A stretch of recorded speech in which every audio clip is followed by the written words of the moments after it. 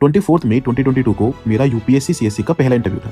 इसका जो रिजल्ट है वो 30 मई 2022 को आया था। फिर 5 जून 2022 को मेरा प्रीलिम्स था। इन दोनों के बीच में कितने दिन का गैप हो गया? 5 डेज का गैप हो गया। सर का जो प्रोसेस है of clearing prelims back to back again, the cut off was around 75, score किया 120। What was your strategy of clearing prelims again and again? Dishant sir ने 3 बार back to back prelims clear किया, जबकि पहली बार prelims clear नहीं हुआ था। Sir थोड़ा सा ये भी बताइएगा कि कैसे इससे पहले जो कट ऑफ था वो क्लियर करने में इशू हो रहा था। अंकित सर ने कई बार प्रीलिम्स क्लियर किया है। Hello everybody, in this particular video, first of all you'll see my strategy for prelims, my do's, my don'ts, what are my experiences, and then after that you will go through the strategies of 6 of our mentors who are going to mentor you for the upcoming prelims examination in the MAT particular program, right? तो जो 7 लोगों की strategy है, the strategy of these 7 people will definitely help you clear the prelims examination and at least have a better understanding of the examination before you start preparing for the examination, be it in नवंबर, दिसंबर, जनवरी, फरवरी, मार्च, अप्रैल, जब भी आपको करना है। So go ahead, watch this entire video. थोड़ी लंबी है भले ही, but अपने कैरियर के लिए इतनी वीडियो देखना, इतना टाइम देना अच्छा होता है। All the best, I will see you now in the video. Thank you. Welcome back to Understand UPSC. In this particular video, we are going to discuss something very specific, which is कि जो prelims का score है वो कैसे improve किया जाता है, उसमें इश्यूज क्या आते हैं, prelims ना क्लियर होने के क्या रीजंस होते हैं, ये सब इस वीडियो में हम देखेंगे। मैं स्टार्ट करता हूं एक बेसिक कॉन्टेक्स्ट देके। 24 मई 2022 को मेरा यूपीएससी सीएससी का पहला इंटरव्यू था। माय फर्स्ट एवर इंटरव्यू है ना। मैंने 3 इंटरव्यूज दिए हैं कॉन्सिक्यूटिवली 3 सालों में। ये मेरा पहला इंटरव्यू था। इसका जो रिजल्ट है वो 30 मई 2022 को आया था, है ना। मेरा जो फर्स्ट इंटरव्यू था उसका रिजल्ट। फिर 5 जून 2022 को मेरा प्रीलिम्स था, ठीक है। इन दोनों के बीच में कितने दिन का गैप हो गया? 5 डेज का गैप हो गया, राइट। इससे पहले मेरा मेंस था जनवरी 2022 में, और उससे पहले प्रीलिम्स था अक्टूबर में। तो मतलब जो मैंने लास्ट प्रीलिम्स की पढ़ाई करी थी वो सितंबर ऑफ 2021 में करी थी, ठीक है। मैं क्यों बता रहा हूँ, कोई 1 मिनट में समझ में आ जाएगा। नाउ इन दोनों दिनों के बीच में मेरे पास ये 5 दिन का गैप था, और प्रीलिम्स की पढ़ाई छोड़े हुए मुझे 8 मंथ्स हो चुके थे। I already have spent 8 months since I picked up any book for prelims. Now in these 5 days obviously you are never able to do enough or anything at all। आपने कभी भी देखा होगा, अगर आपका कभी भी कोई प्रीलिम्स मेंस इंटरव्यू कोई भी स्टेज रुका है या आपका डिजायर्ड रिजल्ट नहीं आया है, तो आपने देखा होगा कि 5 दिन से ज़्यादा तो इंसान को मतलब अपने आप को गैदर करने में लग जाते हैं। बट खैर nonetheless I went ahead, I give the paper, क्योंकि मेरे लिए बहुत पॉसिबल नहीं था कि मैं ड्रॉप ले सकूँ, because that x tends the cycle a lot and there were a lot of kind of pressures and everything। तो ठीक है, I went ahead, I gave the exam। Now when I gave the exam, उस साल जो unreserved category की cut off थी वो 88.22 थी, ठीक है। The score that I could get that year was 99.66, which means that I could score 11.44 marks above than the cut off, ठीक है। In the span of these 5 days, despite the fact कि मुझे 8 महीने हो गए थे प्रीलिम्स की book उठाए, है ना। डिस्पाइट द फैक्ट कि मैं कोई बहुत ज़्यादा करंट अफेयर से अपडेटेड नहीं था प्रीलिम्स वाले। Obviously mains interview current affair पढ़ा था, बट प्रीलिम्स वाला जो स्पेसिफिक करंट अफेयर होता है उससे मैं अपडेटेड नहीं था, right. That is the another issue. Now ये कैसे हो पाया, है ना, और ये इससे पहले क्यों नहीं हो रहा था? Where was I lacking in my initial attempts in prelims? ये समझना बहुत जरूरी है, और मैं चाहता हूँ कि एनी स्टूडेंट, है ना, देखो मैं एक बात बहुत ही क्लियर कर देता हूँ, this video is not about any program, not about any course.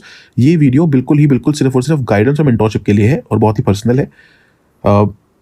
आप अपनी, मैं बहुत आउटसाइड पे बात क्लियर करता हूँ, आप अपने प्रीलिम्स की तैयारी चाहे नवंबर में शुरू करिए, दिसंबर में, जनवरी में, फरवरी में, मार्च में, कभी भी शुरू करिए, है ना। डिपेंडिंग अपॉन कि आपका पिछले प्रीलिम्स में स्कोर्स क्या आए हैं, आप कितना कॉन्फिडेंट फील कर रहे हैं प्रीलिम्स को लेके, एंड साइमल्टेनियसली आप मेंस कितना और एग्रेसिवली प्रिपेयर करना चाहते हैं।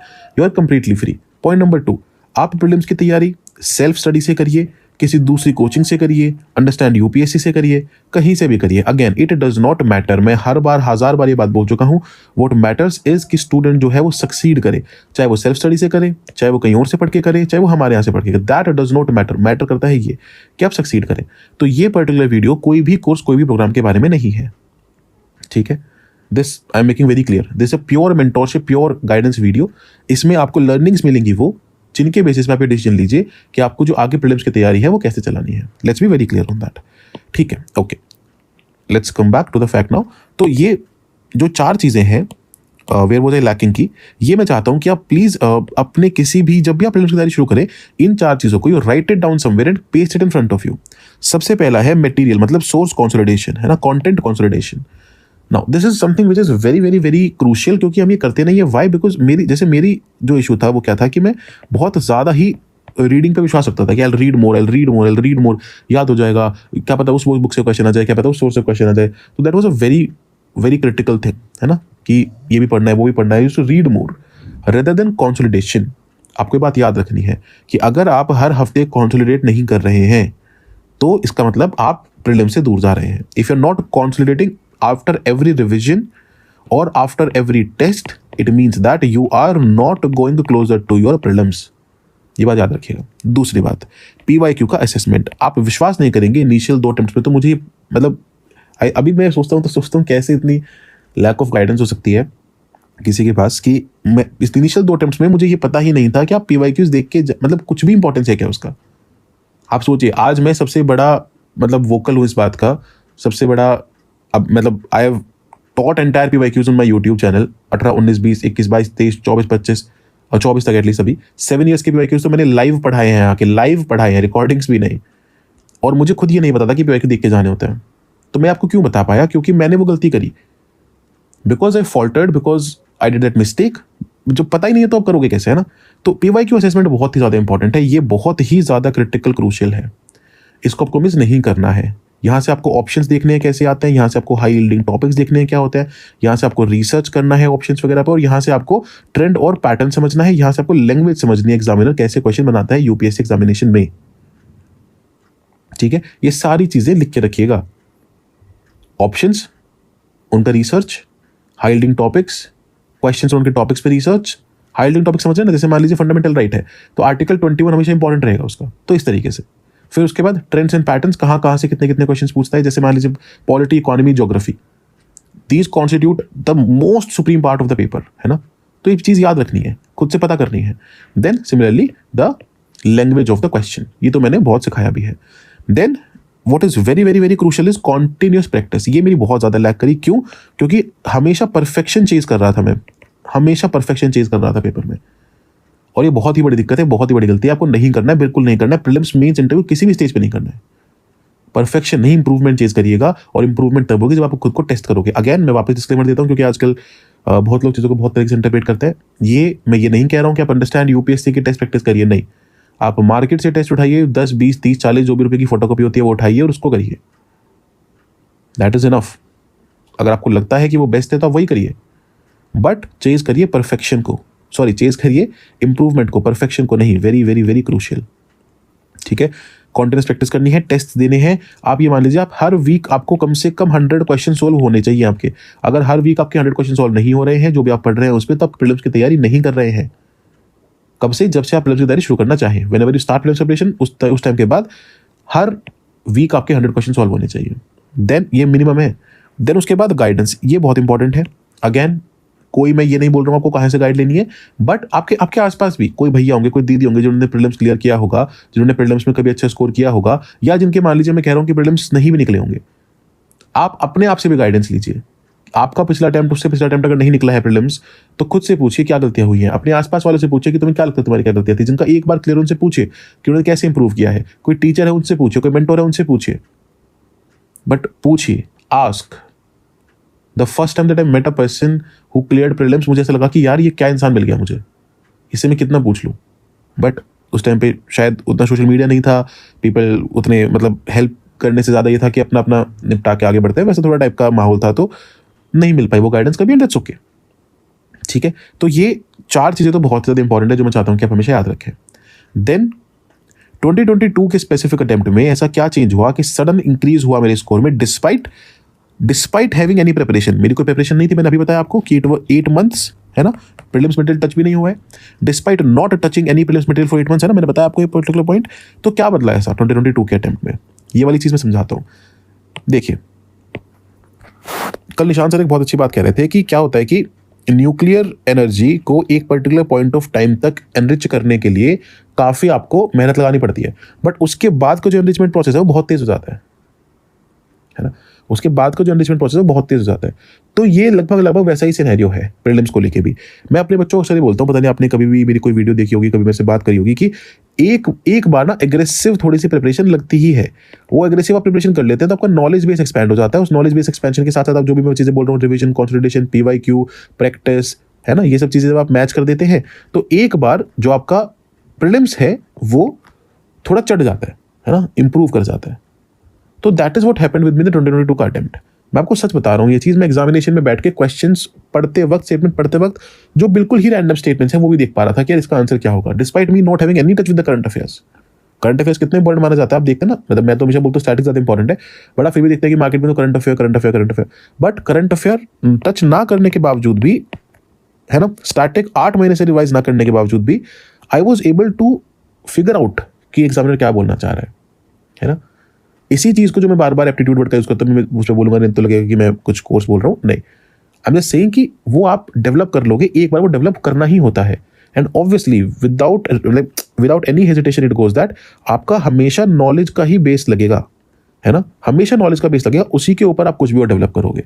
अंडरस्टैंडिंग बोल लीजिए, एग्जामिनेशन की पैटर्न समझना बोल लीजिए, कुछ भी बोल लीजिए, आप उसको कुछ भी बोलिए, but it will always always always happen on the base of knowledge.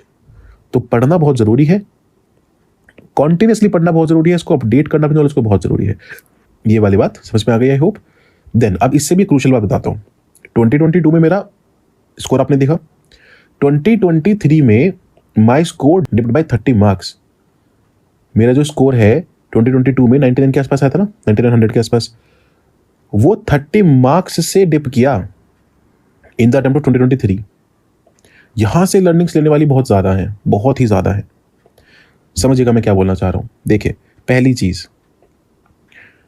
My prelims knowledge की जो प्रिपरेशन थी वो हैपन हुई थी लास्ट सितंबर 2021 में। मैंने आपको बताया सितंबर 2021 के बाद क्या हो रहा था, मैं वो समझाता हूं आपको। For example September 2021 I gave, मतलब मैंने प्रीलिम्स पढ़ा, अक्टूबर 2021 के स्टार्टिंग में शायद प्रीलिम्स हो गया था, प्रीलिम्स दे दिया, उसके बाद रिजल्ट आया, प्रीलिम्स हो गया, देन उसके बाद मैंने मेंस की तैयारी करी, इंटरव्यू की तैयारी करी, इंटरव्यू का रिजल्ट आया, नहीं हुआ, 5 दिन बाद 5 डेज के बाद प्रीलिम्स था, तो यहाँ पे कोई प्रीलिम्स की तैयारी नहीं हुई, प्रीलिम्स दिया, प्रीलिम्स हो गया, फिर दोबारा मेंस की तैयारी करी, मेंस हुआ, फिर दोबारा इंटरव्यू की तैयारी करी, इंटरव्यू हुआ, फिर उसके बाद मेरा इंटरव्यू भी जो ही हुआ था बिल्कुल, आई स्टिल रिमेंबर 3 मई 2023 को मेरा इंटरव्यू, 3rd 4th ऐसा कुछ, एंड देन 3rd 4th फिर मेडिकल वगैरह हुआ 3rd मई 4th मई को। देन उसके बाद around 23rd May if I am not wrong जो रिजल्ट है 2023 का वो आया। इसके बीच में तो मैंने यूट्यूब पे पढ़ाना शुरू किया था, यहीं पे 5th मई को मैंने चैनल बनाया था। फिर ये 23rd मई को भी मेरा जो सेकंड इंटरव्यू के बाद, जिसमें आप बहुत बड़ा होप करते हैं कि आपका हो जाएगा, सेकंड इंटरव्यू तक आप डायरेक्टली पहुंच रहे हैं बार बार, तब भी नहीं होना। 23rd मई के बाद 28th May if I am not wrong 28th May 2023 को अगला प्रीलिम्स था।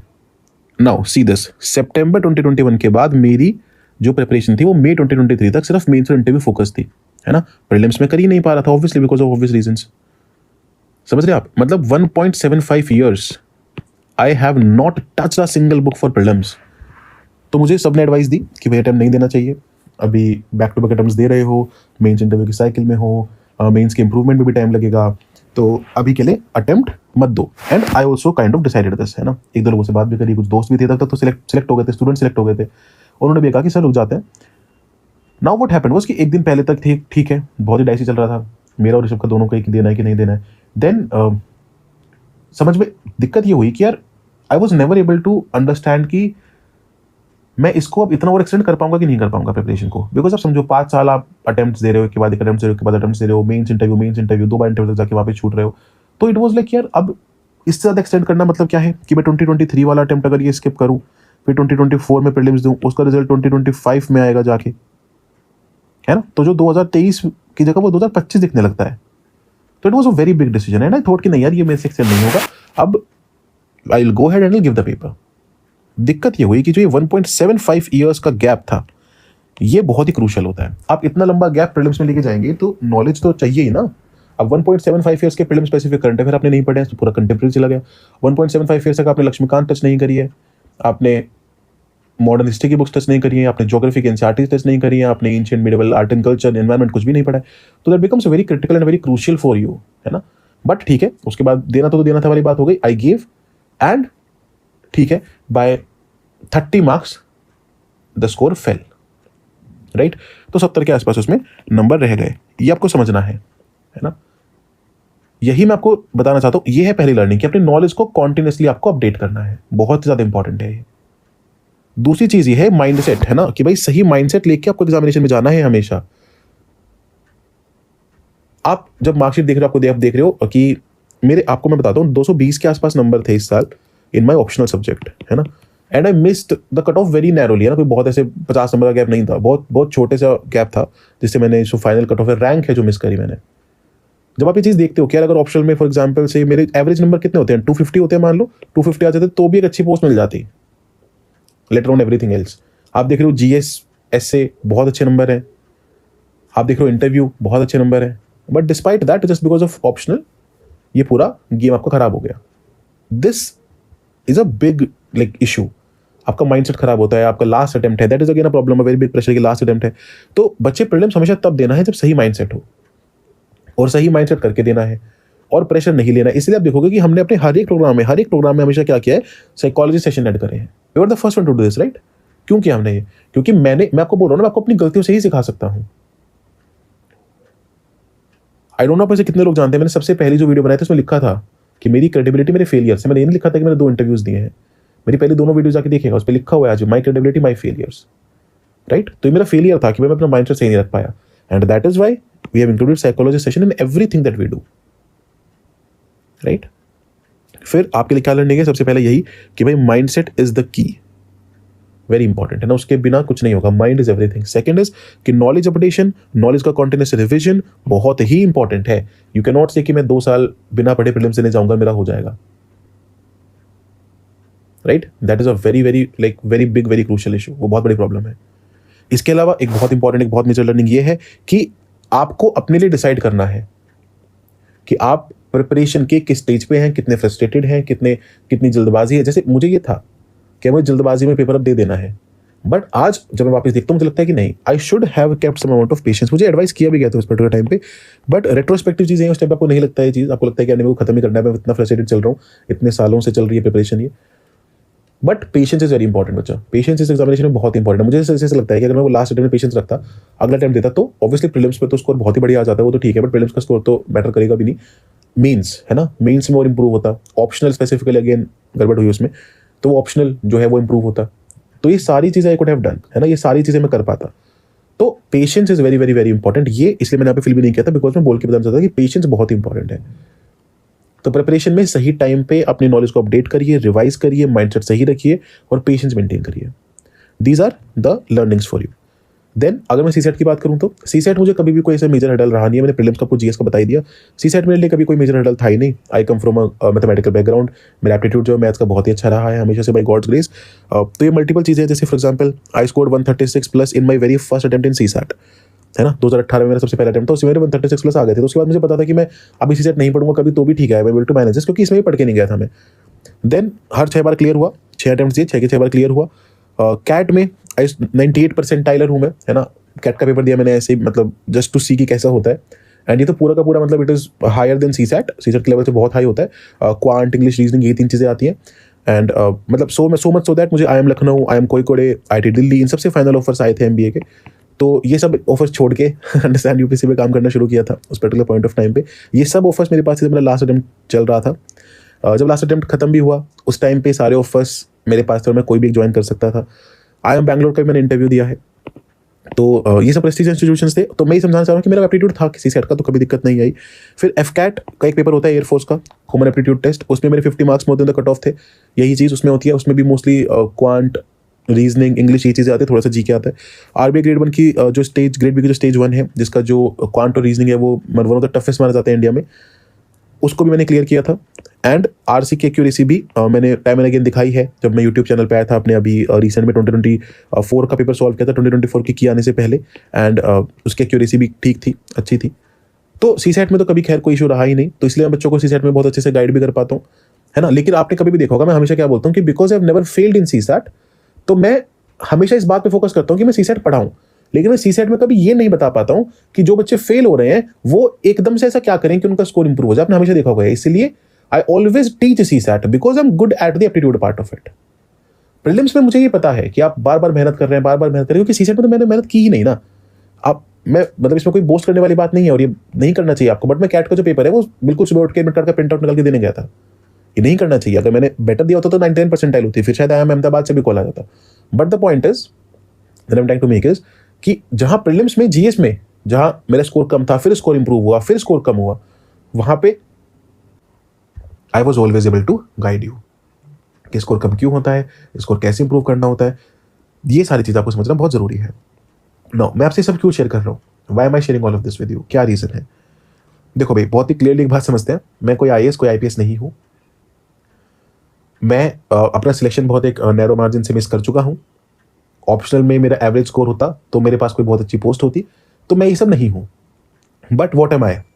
What am I is a mentor, a guide who has lived this journey time and again. 1 साल, 2 साल, 3 साल, 4 साल, 5 साल, 6 साल। I've fallen at every step, I've learned from every step and I've improved at every step. The only thing that I decided was कि यार ये सारे जो लर्निंग्स हैं अब ये आगे बढ़ के बच्चों को देनी है। मेरी ग्रेजुएशन में 95% प्लस थी। बहुत कम बच्चों की आ पाती है। मैं क्यों बता रहा हूँ, क्योंकि I had a very good offer after my college, वो मैंने ड्रॉप किया UPSC में आने के लिए।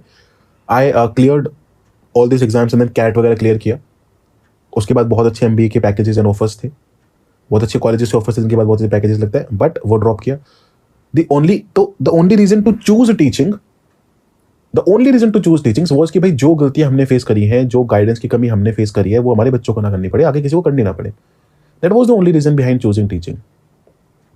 क्योंकि ये पता कि यार UPSC अब आता है अपने को थोड़ा सा करना, तो वो चीज़ हम आगे बढ़ के बच्चों को बता सकें, राइट? जैसे कि मैं बोल रहा था कि हाँ, ये देखिए, माई क्रेडिबिलिटी माई फेलियर्स, है ना। यहाँ भी मैंने लिखा है ये बात कि भाई माई credibility is my failure. It is not कि नहीं इंटरव्यू कितना दिया है या क्या है, कुछ नहीं। My credibility is my failure. Why? Because I can teach you from what I have failed. आपने कोई भी सेंसिबल बच्चा, उसने कलाम साहब की बात सुनी होगी ना, failure is something that teaches you a lot. तो वो जो टीचिंग है वो फर्दर पास ऑन करने के लिए ही मैंने ये किया है। देन एक बहुत इंपॉर्टेंट बात है यार कि जैसे इस चीज़ में बहुत ही प्राइड लेता हूँ, इस चीज़ में बहुत ही प्राइड लेता हूँ कि we have the bunch of students जो हमसे सबसे ज़्यादा अटैच्ड और एसोसिएटेड है, सबसे ज़्यादा। जैसे मैं बोलता हूँ आपको, अक्सर ये चीज़ बोलता हूँ मैं कि आप जाइए, आप रैंक 1, रैंक 11, रैंक 1 शक्ति, रैंक 11 शिवानी, रैंक 40 इरम, 44 मुदिता, 83 है ना सक्षम, उसके बाद 90s में हमारी इतनी सारी रैंक है, मनु, देविका, इससे पहले अभिषेक तो से मैं बाद में मिला, तो मुझे पता भी नहीं था कि अभिषेक की रैंक आ गई है 60, 65 ऐसा कुछ, 65, 66 रैंक है उसकी। देन आदित्य, वो तो जानते हो आप, कोर बच्चा है हमारा। देन उसके बाद सो खैर these many student, Vivek, so many students. उसके बाद प्रीति, अंगद, रेखा, ऑल दी स्टूडेंट्स, और भी इतने सारे स्टूडेंट, मैं सबका नाम यहाँ पे नहीं ले पा रहा हूँ, पूनम, ऑल दी स्टूडेंट्स, यथार्थ। अब मैं हमेशा ये चीज़ बोलता हूँ कि you just go and see any of our student interaction video, उनकी रैंक आने के बाद, उनकी रैंक आने के पहले, आपको दिखेगा कि यार ये तो कुछ और ही है। मतलब this is some kind of different level of bonding that they have with the students. और ये तो मैं ओपन चैलेंज में बोलता हूँ हमेशा। तो ये मेरी प्राइड है यार, ये मेरी प्राइड है कि जब मैंने, अब मैं ये नहीं कह रहा हूँ कि इनका सिलेक्शन मेरी वजह से हुआ है, बट जो मैंने सिखाया है, अगर ये बच्चे लाइव आके ये चीज़ बोल रहे हैं, है ना, अगर शिवानी, प्रीति, सक्षम लाइव आके ये चीज़ बोल रहे हैं, आदित्य, है ना, आदित्य लाइव आके ये चीज़ बोला था कि सर, सबने सबके सामने बोला कि मेरा प्रीलिम्स तो सिर्फ और सिर्फ अंडरस्टैंड UPSC की वजह से हुआ है। उसका 2-3 बार प्रीलिम्स नहीं हो रहा था, फिर प्रीलिम्स हुआ और उसी साल अंडर 100 रैंक आ गई, और उसके अगली बार फिर प्रीलिम्स नहीं हुआ, तो क्या उसकी वो अंडर 100 रैंक खत्म हो जाती है? नहीं। बहुत समझने वाली बात है ये, सेंसिबल बच्चे समझ पाएंगे, बाकी तो ठीक है, there are all kinds of people. The point is कि अगर ये बच्चे इतनी कॉन्फिडेंस से वो चीज़ें बोल रहे हैं, तब जाके मुझे रियलाइज हुआ कि चलो ठीक है, we are doing something good, something positive, we are changing something positive in the life of people, है ना। This is the only thing. The pride is students, the pride is rankers. ये students converted into rankers, है ना। That is very important for you to understand कि भाई जब हम इनको पढ़ाते हैं, इनको सक्सेस मिलती है, उससे हम सीखते हैं कि क्या वर्क कर रहा है, क्या वर्क नहीं कर रहा है, फीडबैक लेते हैं रेगुलरली, उससे देखते हैं कि क्या वर्क कर रहा है, क्या वर्क नहीं कर रहा है, एंड फर्दर आपको चीज़ें डिलीवर करते हैं, राइट। तो that is what I am sharing with you कि भाई एक पूरा प्रोसेस है जो हम चला रहे हैं। देन एक बात और बहुत क्लियर है कि we are in this for the very long term, है ना। ये हमारे लिए कोई 2 साल, 3 साल, 4 साल का प्रोजेक्ट नहीं है। This is a long term thing for us, we are in it, है ना। हम कोई इससे बाहर नहीं निकल रहे हैं, हम कोई we have never like even thought of this. मैं आपसे खैर ये सब चीज़ें इसलिए शेयर करना चाहता था कि यार लेट मी बी योर, मतलब इतना सा बस ध्यान रखिए कि I am just your guide, है ना. मैं कोई यहाँ पे ये बोस्ट नहीं कर रहा हूँ कि मैं बहुत बड़ा कोई टीचर हूँ.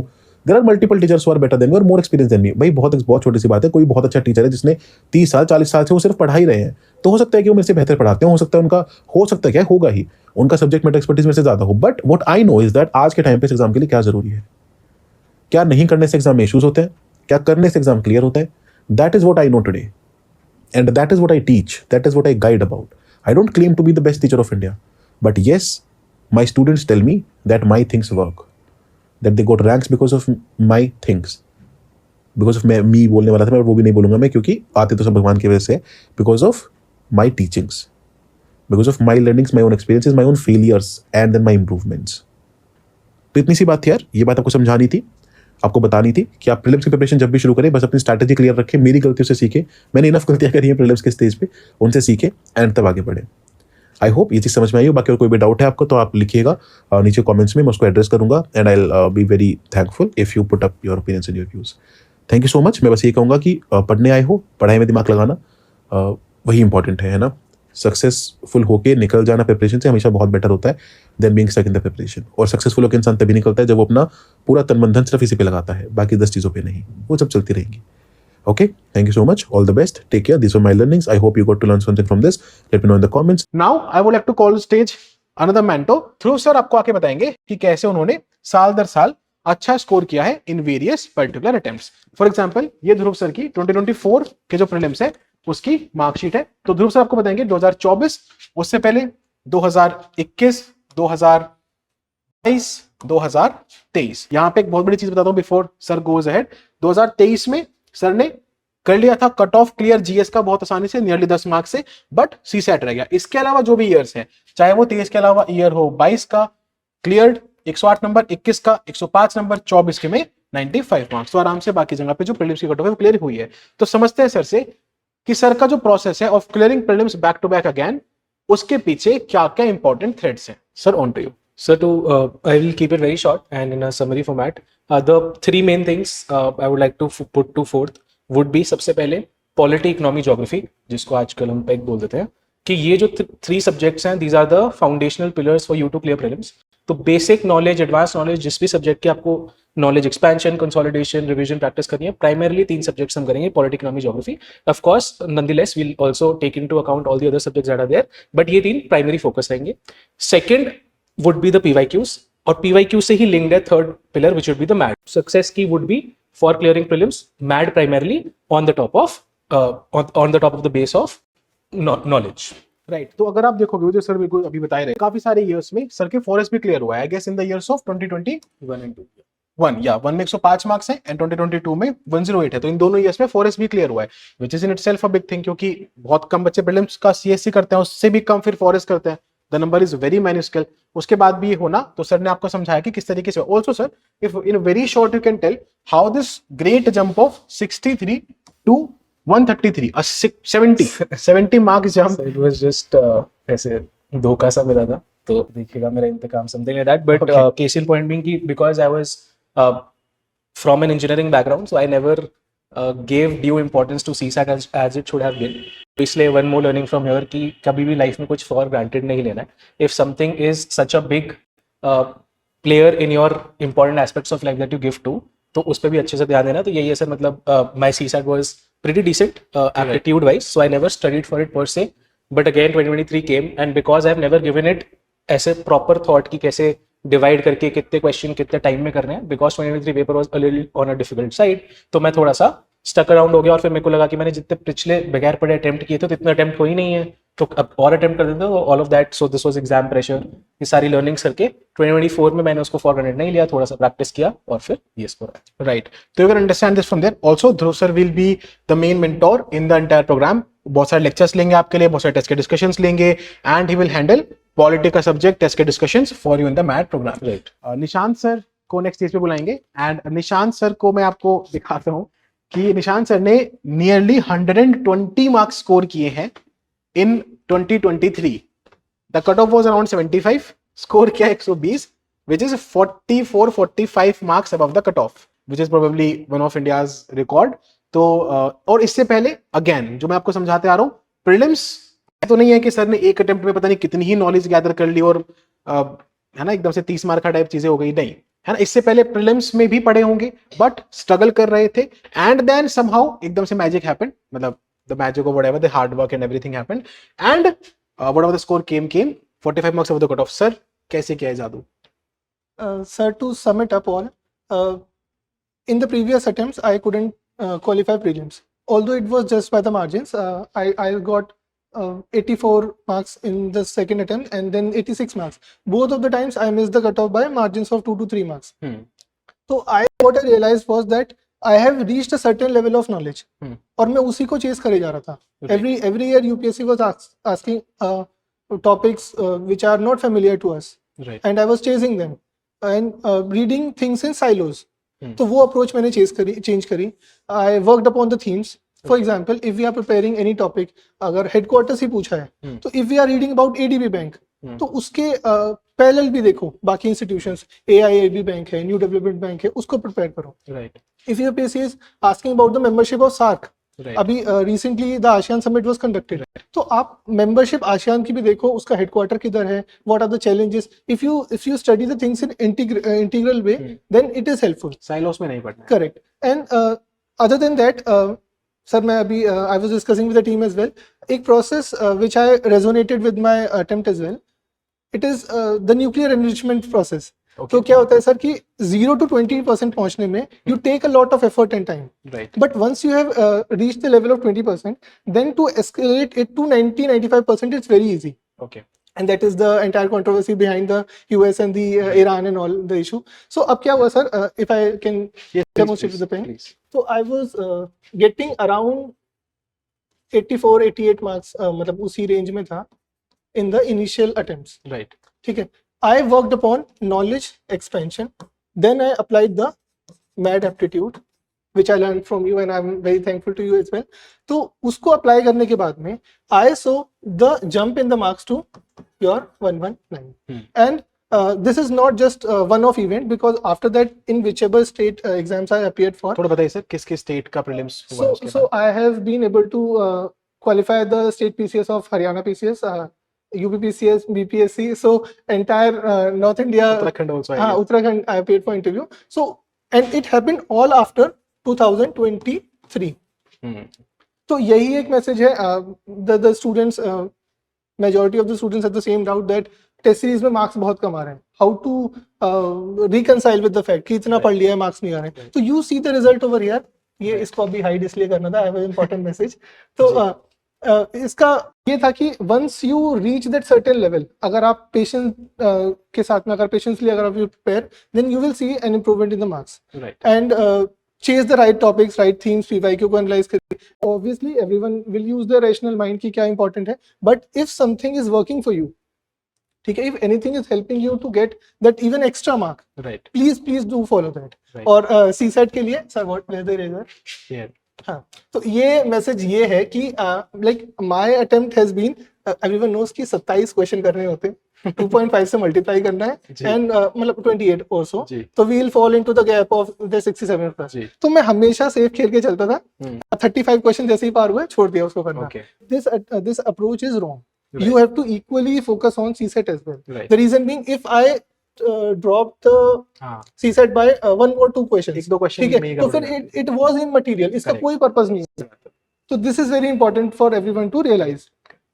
The other thing, and this is my message to everyone as well, कि यार please take prelims very seriously. The only reason is that मतलब sir, this journey becomes very grueling and torturous. The reason being कि हम progress नहीं देख पाते हैं. सही बात है. At least mains देना बहुत जरूरी है इस जर्नी में, अपने लिए भी, घर वालों के लिए. Exactly sir. Prelims qualification is very essential. Knowledge that you have inculcated वो तभी reflect हो सकती है once you qualify the prelims examination. So जैसे अभी doubts भी आ रहे students के, when should we switch to the prelims mode? My advice to everyone is that you should focus on blend of prelims and mains at this point of time. Exactly, very rightly said. On your comfort level, you can make the transition. That is, if suppose if any student has got कितना था sir cut off last year? Around 90. In which year, sir? Yeah. In the year of 2024? Yes sir. So if the cutoff was 87, 88, if you were able to qualify, if you were able to get around 85 score or that category है ना, तो आप थोड़ा सा mains को 15 दिन और extra push कर सकते हो. अगर प्रीलिम्स में कॉन्फिडेंस है कोई बात नहीं, दिसंबर जाओ, जनवरी जाओ, करो शुरू. बट जब भी जहां तक कर रहे हो इंटीग्रेट करके करो. सिलेबस पे प्रिपरेशन नहीं करनी है. मैं खुद ही बार बार बोल रहा हूं कि मैं खुद दिसंबर तक अपने कॉन्कर वाले बच्चों को मेंस पढ़ा रहा हूं, ऑनलाइन ऑफलाइन. तो मैं कैसे बोल दूंगा कि आप नवंबर से सिर्फ प्रीलिम्स कर लो? बात समझ में आ रही है? तो खैर the simple point is that strategy को समझ लीजिए and then you will definitely be able to get that prelims का जो सर ने वो बहुत ही बढ़िया न्यूक्लियर इंस्टीट्यूट में बताया, वो एक सडन बूस्ट आ जाएगा. And sir, this I'm sorry I'm extending it, No, please, but this starting में बोला कि you had very less time between your final, that is interview, Yes. जिसमें you couldn't Yes, qualify, yes, and the next prelims. Yes. You told that I September तक ही मैंने prelims पढ़ा था, फिर नहीं करता. वो mental state, वो to identify the traps, वो मैथ के aptitude को internalize करना, that is very important. That will happen only after you practice a certain number of questions. Correct. Once you do that, then trust me, you sit for any of the examination, you will feel confident. ये तो बहुत बड़ी बात है क्योंकि experience ही देख लीजिए आप. बीट यूपीएससी में आपने स्कोर देखा, हरियाणा, उत्तराखंड, बिहार, यूपी, पता नहीं कौन कौन से सर ने एग्जाम में प्रीलिम्स निकाल के इंटरव्यू वगैरह दिए. तो that experience speaks a lot in itself. Thank you so much Nishant sir. Now next on the stage Tripti ma'am. Tripti ma'am if she can come here and discuss her mark sheets. तो अगर देखेंगे आप तो तृप्ति ma'am in 2024 she has scored 106 in the prelims, then 2022 102 marks. अगर इसको मैं zoom भी कर देता हूँ just for ease of understanding. तो 2022 102, 2023 92 and 2024 106. मैम से तो खैर बहुत बच्चे वाकिफ भी होंगे. She was the mentor in the Conquer program, the main mentor of the Conquer program. बहुत बच्चे ऑफलाइन मिले हैं and great scores in mains as well, great score in the interview as well. Everything has been superb and ma'am will continue to be a mentor in the MAD prelims program also with her amazing 3 scores. Ma'am please थोड़ा सा बताइए what was your strategy of clearing prelims again and again? Sir जैसे major focus है, मैं first prelims नहीं हो पाया था, मेरा काफी लो स्कोर आया था. मेरे को रियलाइज हुआ जैसे मैंने पीवाईक्यूज नहीं लगाए थे और I only played on my knowledge. सिर्फ जो भी नॉलेज था उस पे गई थी और अटेम्प्ट करके आई. बट रियलाइज किया कि जो बेसिक सी चीजें दिख रही है, मिनिस्ट्री पूछा है जो हम बोलते हैं गलत है, मैट जो हम लगाते हैं वो लगाया ही नहीं था. फिर थोड़ा पीवाईक्यू एनालाइज किया, देखा कि अच्छा ये काम आता है पेपर में. Knowledge along with the aptitude is very important. तो वो चीजें अप्लाई की एंड बैक टू बैक तीनों प्रीलिम्स फिर क्लियर किए. करेक्ट. इसके साथ साथ सर एक चीज है, जैसे वही क्वेश्चंस डेली सॉल्व करने लग गई थी मैं. जैसे 10 क्वेश्चन, उसमें कितना ही टाइम लगता है. एक एप्टीट्यूड डेवलप करना बहुत जरूरी है, एमसीक्यू सॉल्विंग एप्टीट्यूड.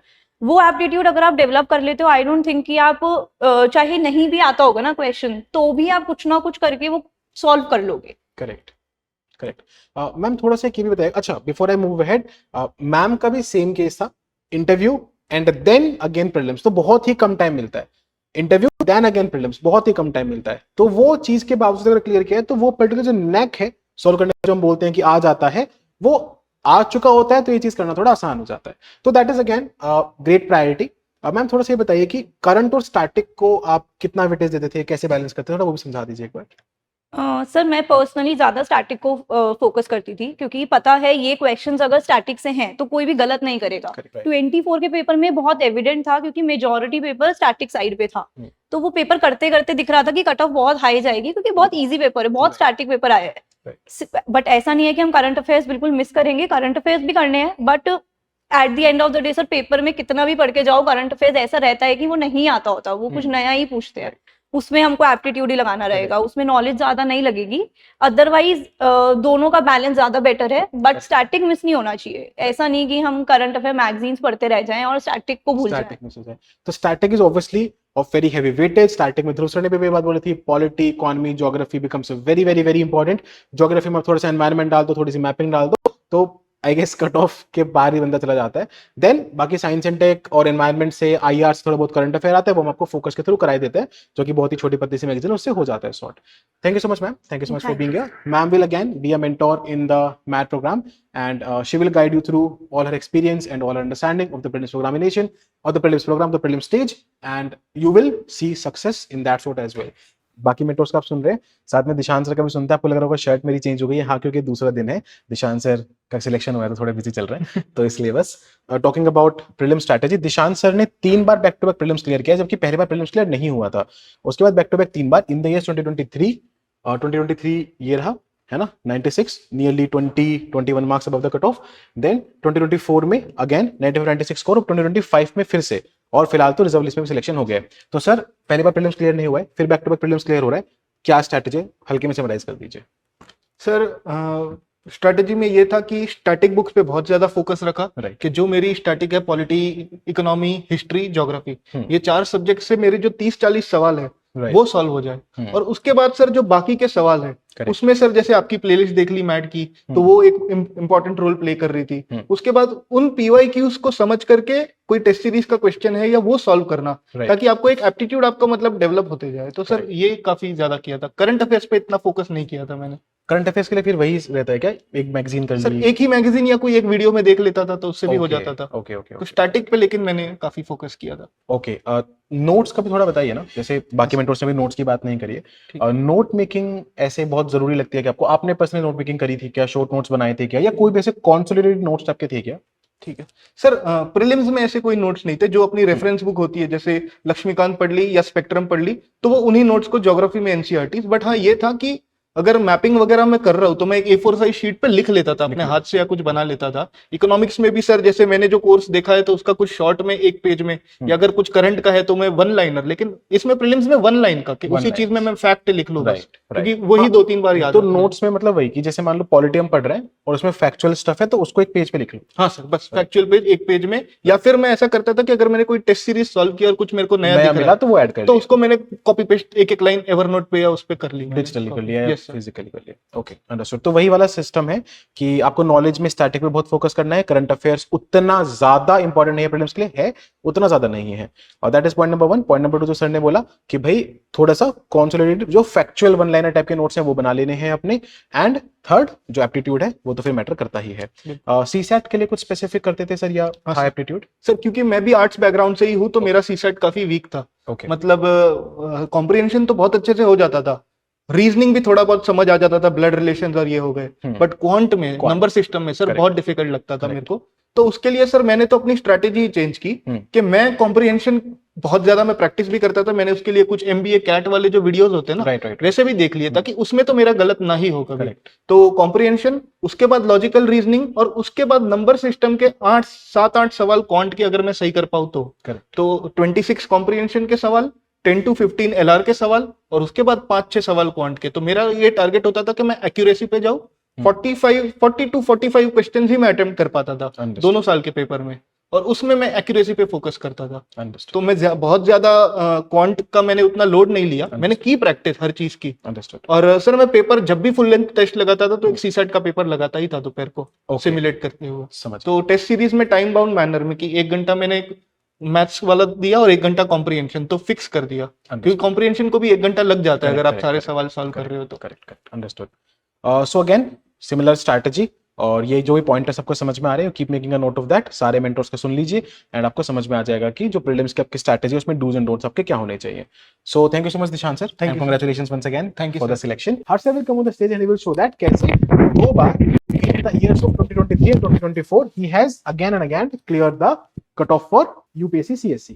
तो यहाँ से हमें समझ में आएगा कि सर थोड़ा सा ये भी बताइएगा कि कैसे इससे पहले जो कट ऑफ था वो क्लियर करने में इशू हो रहा था, और फिर सडन 2023 में ऐसा क्या चेंज आया कि 2023 में the score is 90 which is 15 marks more than the cutoff, and then again in 24 you have pretty decently cleared it by the score of more than 11 marks। तो कैसे क्लियर हुआ इन दोनों ईयर्स में, और इससे पहले क्यों नहीं होता था, वो चेंज शिफ्ट क्या हुआ, थोड़ा वो समझा दीजिए। सर फर्स्ट ऑफ ऑल मैं ना पीवाईक्यूज पे उतना रिलाई नहीं कर रहा था। मेरे को लग रहा था कि कोचिंग्स के टेस्ट सीरीज लगा लो, हो जाता है, जो कन्वेंशनल मार्केट में जो अप्रोच चल रहा है। But then I got to know about your math series. वहाँ से मेरे को कुछ काफ़ी इन्फॉर्मेशन मिला कि पीवाईक्यूज कैसे हैंडल करते हैं, ऑप्शंस को कैसे एलिमिनेट करते हैं, ऑप्शंस से फिर कैसे लर्निंग्स निकालते हैं। तो I learn many things from there. Apart from that in 2023 में ना सीसेट रह गया था सर, 63.33 थे। ओके तो मैंने सीसेट में, जैसे ध्रुव सर ने कहा कि उतना मैंने भी, मेरा भी इंजीनियरिंग बैकग्राउंड है, तो मैंने भी उतना फोकस नहीं किया था उस पर, but it was very devastating. उसके बाद से 2024 में सेम थिंग, मैंने पीवाईक्यूज पे पूरा रिलाई किया। आपका जो मैथ्स टेक्निक्स है, नॉट टेक्निक्स कहेंगे उसको, एप्टीट्यूड डेवलपमेंट कहते हैं उसको। उसमें क्या होता है ना कि आपको एग्जामिनर का माइंडसेट समझना पड़ता है, जो आई गेस मैड जो लॉन्च होने वाला है उसमें हम लोग ये करने वाले भी है। तो एग्जामिनर किस तरीके से क्वेश्चन फ्रेम किया है, क्या ऑप्शंस उसने डाले हैं, कितने पीवाईक्यूज रिपीट हो रहे हैं, we need to focus on that. Correct. तो आई डेवलप दैट फर्स्ट, और सर सीसैट में अगेन 63 से 107, Yes. तो बहुत ही रिग्रेसली उसमें पढ़ाई किया था, मतलब Okay. नहीं हो पाता, तो फिर Correct. से किया था बस। Correct. Also just to mention, sir ने 2025 में भी प्रीलिम्स क्लियर किया है. He has given mains recently and we are hoping for a great result. तो ये मैं समझाना चाह रहा हूँ कि एक टाइम तक the GS cut off for prelims was not being cleared, फिर जीएस की क्लियर हुई, सीसेट रह गया, फिर 24 और 25 में बैक टू बैक जो है वो जीएस सीसेट दोनों क्लियर हुआ है. इस बार लगभग क्या एक्सपेक्टेड स्कोर चल रहा है सर? सर जीएस में 120 अराउंड था, हम्म. और सीसैट में 115 कुछ था। 115. Wow, amazing scores. तो again Harshal will be the mentor in the MAD Execute Entire program, and आपको समझ में आएगा कि कैसे if you are struggling in a, देखिए अंडरस्टैंड यूपीएससी में बहुत इंपॉर्टेंट है कि हम जनरली इस बात पे बहुत फोकस करते हैं कि आप हमारे फेलियर्स, हमारी शॉर्टकमिंग्स से सीखें, क्योंकि हमारे पास देने के लिए दो ही चीजें, एक तो हमारी शॉर्टकमिंग्स, हमारे फेलियर्स का एक्सपीरियंस, दूसरा जब हम सक्सीड हुए तो हम वो पर्टिकुलर रीजंस क्या थे, फेल हुए तो रीजंस क्या थे, सक्सीड हुए तो रीजंस क्या थे, उन्हीं को we just want to deliver it to you. Thank you so much Harshal, thank you so much for input. Ankit sir भी ट्रांसफॉर्म, प्रिवेल, कॉन्कर बहुत लोग से जुड़े हुए हैं. अंकित सर ने कई बार प्रीलिम्स क्लियर किया है, बट एक जो रिसेंट वाला हम आपको दिखाना चाहते थे, इसके अलावा सर, इसके अलावा भी सर 18 और 2020-23 ओके, तो सर ने भी इसके अलावा भी 18 में 20 में लगभग टाइम से प्रीलिम्स क्लियर किया है, बट एक पर्टिकुलर मार्कशीट हमको दिखाना चाहते थे जब 2023 में रिसेंट में जो वो टफ पेपर आया, उसके बाद सर ने जो प्रीलिम्स है वो क्लियर किया. सर थोड़ा अपना तरीका बता दीजिए. सर मैं थोड़ा सा एनोमली हूँ, मैंने अपने फर्स्ट अटेम्प्ट में प्रीलिम्स क्लियर कर लिया था, ओके, लेकिन उसके बाद सेकंड अटेम्प्ट में 2019 में मेरा प्रीलिम्स नहीं हुआ. रुका. उसका मेजर रीजन ये था कि मैंने 2018 में जब फर्स्ट अटेम्प्ट में ही प्रीलिम्स क्लियर हो गया, जी, तो आई टुक प्रीलिम्स फॉर ग्रांटेड कि ये तो हो ही हो ही जाएगा. जाता है. ठीक है, अभी मेंस नहीं हुआ तो मेंस को अच्छे से प्रिपेयर करते हैं, हम्म. और मैंने मेंस की प्रिपरेशन एक्सटेंड कर ली मार्च तक. ओके, वो एमसीक्यू सॉल्विंग जोन में आना बहुत इंपॉर्टेंट है, करेक्ट. तो वो मैंने वहां पे मिस आउट कर दिया, और उसका प्राइस मेरे को अपने नेक्स्ट अटेम्प्ट में पे करना पड़ा. तो प्लीज मतलब इस चीज का ध्यान रखना कि do not delay your prelims preparation just for the sake of mains. जैसे सर ने बोला मेंस भी इंपॉर्टेंट है, बट अभी ये जो ट्रांजिशन फेज है दोनों का बैलेंस बना के चलो तो ज्यादा बेटर रहेगा.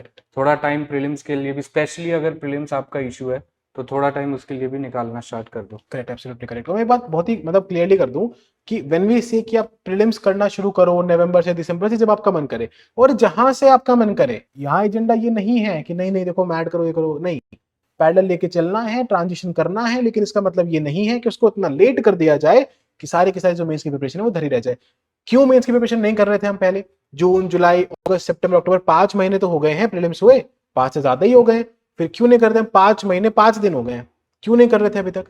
जरूरी थी, बट खैर नहीं करिए, अभी भी वक्त है, नवंबर है, दिसंबर है, जनवरी का भी आधा महीना है. You can do that. You still have 2.5 months to prepare for mains parallelly, but that does not mean that you start compromising upon the prelims preparation. Sir current affair का थोड़ा सा बताइए, करंट अफेयर Sir, स्टैटिक. जी please please please. मतलब balance importance तो current affair की भी अपनी है, वहां से जी. भी क्वेश्चन पूछे जाते हैं, जी, बट वही है कि you are making mistake in static portion, then you are digging your grave in exam hall kind of, क्योंकि करंट अफेयर के जो क्वेश्चंस हैं वो सिर्फ आपको कट ऑफ से ऊपर ले जा सकते हैं. एपीवाईक्यू का थोरो एनालिसिस, थीम वाइज एनालिसिस जो हम मैट प्रोग्राम में भी ऑब्वियसली करेंगे ही, Correct. खुद से भी मतलब हम कर सकते हैं करना उस चीज चाहिए, को. बिल्कुल बिल्कुल. और उसके बाद उसमें भी किन डायमेंशन से क्वेश्चन आ रहे हैं, मतलब फंडामेंटल राइट इंपॉर्टेंट है, फंडामेंटल राइट में भी किस टाइप के क्वेश्चन पूछे Important जाएंगे, और वो हमने पढ़ लिया, तो वहां से क्वेश्चन आया तो गलत नहीं होना चाहिए. करेक्ट, मतलब फिर उसको के सुपरफिशियली ऊपर फॉर्मेलिटी के लिए नहीं पढ़ना है, बिल्कुल उसको फिर इतने अच्छे से प्रिपेयर करना है कि वहां से क्वेश्चन आए तो नहीं गलत होना चाहिए. बिल्कुल. अगर जिसकी प्रोसेस क्लियर नहीं है, जिसकी स्ट्रेटेजी क्लियर नहीं है, मोस्टली स्टूडेंट वहां पे एग्जाम हॉल में फंबल कर गए फॉल्ट है. क्योंकि पता ही नहीं करना क्या है. वो स्ट्रेटेजी तभी डेवलप होगी जब आप एक फेयर अमाउंट ऑफ प्रैक्टिस कर लोगे. जैसे मैट प्रोग्राम में भी हर टॉपिक के बाद एक टेस्ट है, उसका डिस्कशन है, और उसका एप्लीकेशन है कि कैसे आपकी नॉलेज का यूटिलाइजेशन करना है आपके एमसीक्यू सॉल्विंग में, तब जाके वो स्ट्रेटेजी डेवलप होती है. Very nicely explain, very detail में explain. Correct. Thank you so much sir for such a brilliant understanding of the paper. आप देखो कि आपको प्रिपरेशन कब शुरू करनी है, ना मेरी सुनो ना किसी और की सुनो. इंसान अपना खुद का जज बेस्ट होता है ना? आप अपने खुद के जज होते हो. पहले देखो कि आपको कहां से शुरू करना है. Do you want to start in November, in December, in January, में भी इन फरवरी ऑल्सो. कोई इंसान है ना, जिसको बहुत ही बढ़िया प्रीलिम्स है, वो फरवरी में कर सकता है, क्या दिक्कत है भाई? राइट? किसी को फोर्स जोर जबरदस्ती तो है नहीं, सब इतने मैच्योर हैं कि अपना डिसीजन ले सके, बट वो डिसीजन आपका अपना खुद का होना चाहिए. दूसरा, मेंस की प्रिपरेशन अभी करनी ही है, इसमें कोई डाउट होना ही नहीं चाहिए. ए से लेके बी तक कोई भी डाउट नहीं है, से लेके जेड तक कोई भी डाउट इसमें नहीं होना चाहिए.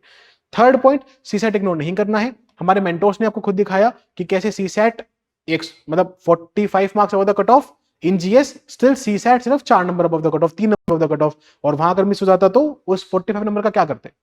तो सीसैट मिस नहीं करना है, that is again very very very important. Last but not the least, आप प्रिपेयर चाहे बच्चा कहीं से भी करो, स्ट्रैटेजी रिमेन्स द सेम। हम कोई स्ट्रैटेजी के मामले में बिल्कुल कुछ डिफरेंट है ही नहीं, चाहे आप हमारे से प्रिपेयर करोगे तब भी हम बोलेंगे यही।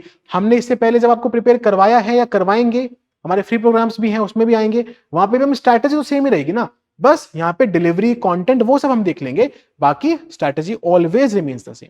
तो मेरी आपसे ये दरखास्त है कि बिल्कुल डू नॉट, बिल्कुल एक वो ब्लाइंडर्स लगा लो, है ना, have a focus on and everything and make sure कि आप जो अपनी पूरी पूरी डिलीवरी है उस पर ध्यान दो, अपनी पूरी पूरी पढ़ाई पे ध्यान दो, and make sure that you write mains this year. ये prelims should be your last prelims, be it by mad, be it without mad, but YPLP करते हैं इस बार। Thank you so much all the amazing mentors and thank you so much for your precious time to stay till the end and to see and listen to all of this. I hope you are now a wiser person when it comes to prelims examination. Thank you so much. All the best. Shabba khair. Jai Hind.